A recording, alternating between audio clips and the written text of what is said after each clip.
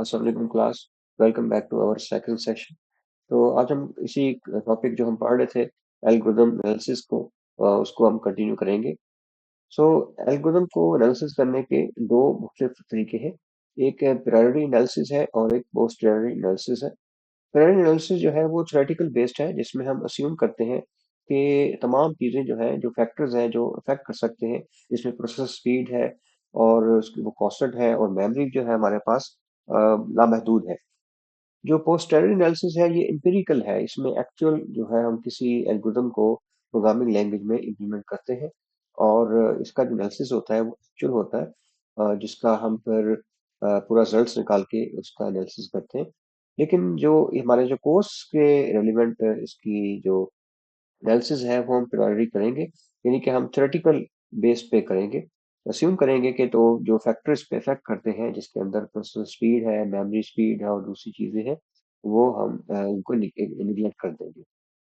तो किसी भी एल्गोरिथम की जो कॉम्प्लेक्सिटी है उसको मेजर करने के दो बेसिक फैक्टर्स हैं। एक टाइम फैक्टर है, यानी कि कितनी टाइम या कितने सेकंड में ये किसी प्रोसेस को कंप्लीट करता है, या एन एन से मुराद नंबर ऑफ साइकिल्स या नंबर ऑफ कंप्यूटेशन साइकिल्स हैं, वो कितने इसको करने पड़ते हैं। जैसे हमने लास्ट लेक्चर में हमारा फिजिकल लेक्चर हुआ था, उसमें हमने लीनियर सर्च के बारे में बात की थी कि एन टाइम चलता है। इसी तरह से दूसरा जो फैक्टर है वो स्पेस है, जिससे मुराद हमारी जो मेमोरी स्पेस है वो कितनी जो है वो ऑक्युपाई करता है। तो अब इन दो चीजों को अब ध्यान में रखें, आगे बढ़ते हैं। स्पेस कॉम्प्लेक्सिटी से मुराद के अमाउंट ऑफ मेमोरी जो है वो कितनी रिक्वायर्ड है किसी भी एल्गोरिथम को प्रोसेस करने से। अब इसमें कुछ तो है, एक पार्ट है जो कि फिक्स पार्ट है, जिसमें हमारे वेरिएबल्स आ जाएंगे, डाटा आ जाएंगे, और वो उसका ताल्लुक जो है हमारे प्रॉब्लम के साइज से नहीं होता। लेकिन एक जो पार्ट है वो है वेरिएबल पार्ट मेमोरी का, जिसके अंदर जब हम प्रोसेसिंग कर रहे हैं वो डायनेमिक मेमोरी कितनी एलोकेशन चाहिए, जो स्टैक है या कोई हमारे पास लिंक लिस्ट है वो डायनेमिकली कितनी जनरेट होती है, तो ये भी हमने फैक्टर जेन में रखना है। टाइम कम्प्लेक्सिटी से मुराद के कोई एल्गोरिथम जो है वो कितने टाइम में किसी प्रोसेस को कंप्लीट करता है, हम इसकी स्टेप्स की बात करें, काउंट नंबर ऑफ साइकिल की बात करें या आइट्रेशन की बात करें, तो ये दो चीजें हमने जेन में रखनी है। अब हम बात करते हैं इसके किसी भी एल्गोरिथम के जो एनालिसिस के जो एक हमारे पास जो पैरामीटर है, जैसे क्लास में भी जिक्र किया था, वो है असिम्प्टोटिक एनालिसिस या असिम्प्टोटिक म्यूटेशंस। और सिम्प्टोटिक म्यूटेशन के अंदर तीन तरह के जो है वो केसेस हो सकते हैं। एक बेस्ट केस है, एक एवरेज केस है और एक वर्स्ट केस है। बेस्ट केस से मुराद यानी कि मिनिमम टाइम, कम से टाइम जो है वो किसी भी प्रॉब्लम को हल करने के लिए होगा। एवरेज केस जो मतलब एवरेज ही होगा, दरमियाना किस्म का वक्त होगा। और वर्स्ट केस में मैक्सिमम जो है टाइम है वो लग सकता है। अब इस सिम्प्टोटिक म्यूटेशन जो है वो तीन तरह की होती है किसी भी कम्प्लेक्सिटी को मेजर करने के लिए। एक बिग ओ म्यूटेशन है, बिग मेगा है और बिग थीटा म्यूटेशन है। अब इसकी ये जो है जो सीएस के स्टूडेंट्स हैं वो बेसिकली इस जो आप नीचे एक बड़ी कॉम्प्लेक्स सी इक्वेशन देख रहे हैं कि बिग ऑफ एक एक फंक्शन है, वो you can say there is a function f of n and is equal to g of n where there exist c is greater than zero and n of zero such that and g of n is less than equal to c of f of n for all n greater than n of zero. अब आपकी ये शायद जो बात मैं पढ़ रहा हूँ आपके ऊपर से गुजर गई होगी कि इसका क्या मतलब है। ये हम चीजें पढ़ेंगे जब अभी कोर्स आगे आएगा एल्गोरिथम एनालिसिस का, उसके अंदर ये इसको मैथमेटिकली देखा जाता है। लेकिन जो चीज आपको बताने वाली है, जो आपकी चीज मेन आप देखें कि यहाँ हमारे पास जो फंक्शन का ग्राफ है, जो ग्रोथ है, वो जी जो है वो ऊपर की तरफ जा रही है, एफ जो है वो एक खास कांस्टेंट स्पीड से ग्रो कर रहा है, लेकिन जो हमारे पास म्यूटेशन है बिग ओ, वो इससे ऊपर जा रही है। क्योंकि ये वर्स्ट केस होती है इसलिए ये हमारे नॉर्मल फंक्शन से भी ऊपर जा रही है। अगर आप दूसरी देखें ओमेगा नोटेशन, ओमेगा नोटेशन जैसे बताया था इसको हम लोअर बाउंड भी कहते हैं। लोअर बाउंड से मुराद ये बेस्ट केस के लिए यूज होती है, हमारा जिसका फंक्शन ग्रो कर रहा है लेकिन ये जो है वो नीचे की तरफ जा रहा है। तीसरी नोटेशन देखें थीटा नोटेशन, और जैसे पीछे जिक्र किया था ये एवरेज केस के लिए इस्तेमाल होती है। तो यहाँ देखें हमारे पास जो फंक्शन का ग्राफ है और ये जो जी है, ये इसके साथ साथ ये एवरेज केस के लिए यूज करता है। अपर बाउंड और लोअर बाउंड जो है इन दोनों के लिए वो दरमियान में रहता है। सो अब हम कहते हैं कि जो बिग ओ नोटेशन है ये अपर बाउंड है, जो ओमेगा नोटेशन है ये लोअर बाउंड है, जबकि थीटा नोटेशन इसको हम टाइट बाउंड कहते हैं, अपर और लोअर के दरमियान जो एवरेज बनती है। तो पहले भी जिक्र किया था कि हम हमेशा किसी भी जो एल्गोरिथम है उसकी कम्प्लेक्सिटी के लिए हमेशा हम बिग ओ नोटेशन ही इस्तेमाल किया करेंगे। कुछ कॉमन एनालिसिस सिम्प्टोटिक नोटेशंस हैं, जैसे कांस्टेंट है बिग ओ वन। अब ये वन से मुराद वन हो, टू हो, थ्री हो, जितनी भी हो, ये हमेशा कांस्टेंट रहती है। लॉगरिथमिक जो है वो लॉग ऑफ एन की शक्ल में होती है। लीनियर, लीनियर जिस तरह प्रॉब्लम ग्रो करेगा वो उनका आपको अंदाजा अगले आने वाले ग्राफ में हो जाएगा। लीनियर के अंदर वो एक लीनियर स्पीड के साथ ग्रो करता है। एन लॉग एन ये कैटेगरी आती है क्वाड्रेटिक।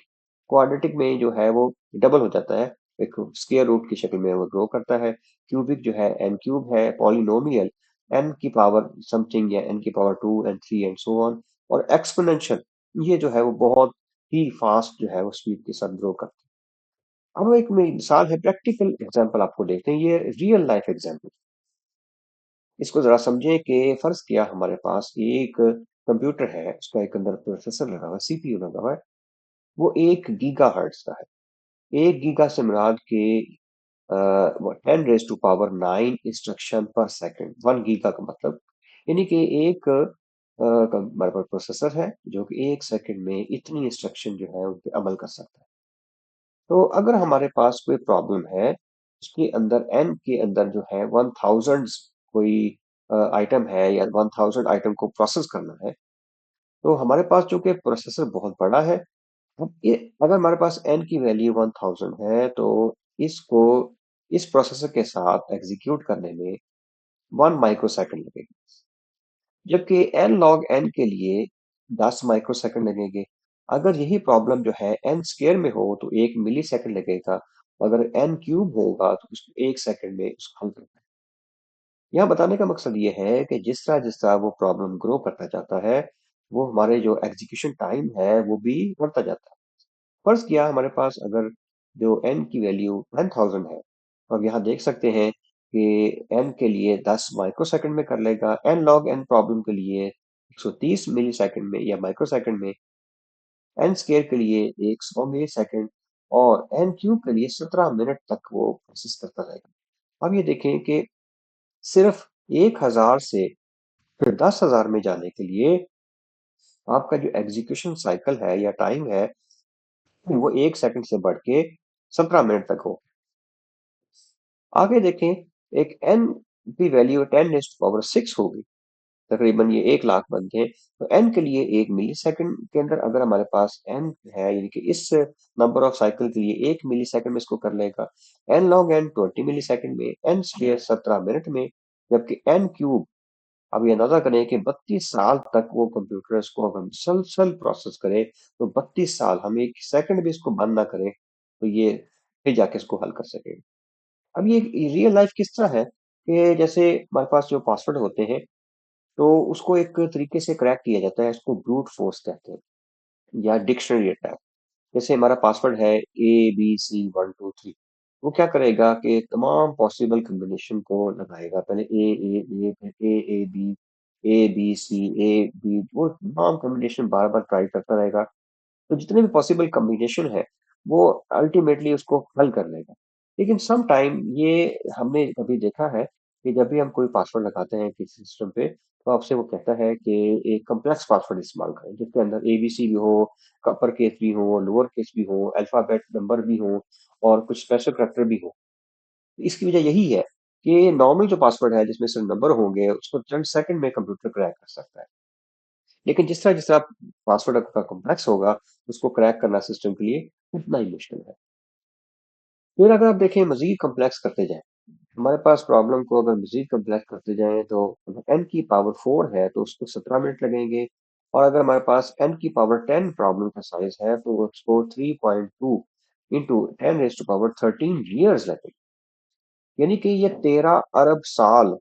हमारी जो कायनात है, कहते हैं इसकी उम्र 14 अरब साल है, तो ये कायनात की उम्र सिर्फ प्रॉब्लम का साइज कितना है, 10,000 आइटम को प्रोसेस करते हुए उसको 13 अरब साल लगी। अगर टू की पावर एन है प्रॉब्लम, अगर प्रॉब्लम की जो कम्प्लेक्सिटी है वो टू की पावर एन है, तो उसको 283 अरब साल लगेंगे। तो ये अनइमेजिनेबल जो है वो फिगर्स है। और अगर आप थोड़ा सा भी नंबर्स को और बढ़ाते हैं, इसको 116 दिन लगेंगे। और यहाँ जो है वो क्वेश्चन मार्क का मतलब क्या हुआ कि वो प्रॉब्लम इतना कॉम्प्लेक्स है कि उसको रिप्रेजेंट करने, यानी कि वो साल ही इतने ज्यादा है कि हमारे पास उसको रिप्रेजेंट करने के लिए कोई इतना बड़ा नंबर नहीं है। इसी तरह अगर 10 की पावर 6 है, उसको लिए भी आप देख सकते हैं कि अनइमेजिनेबल जो है वो ईयर्स लगे।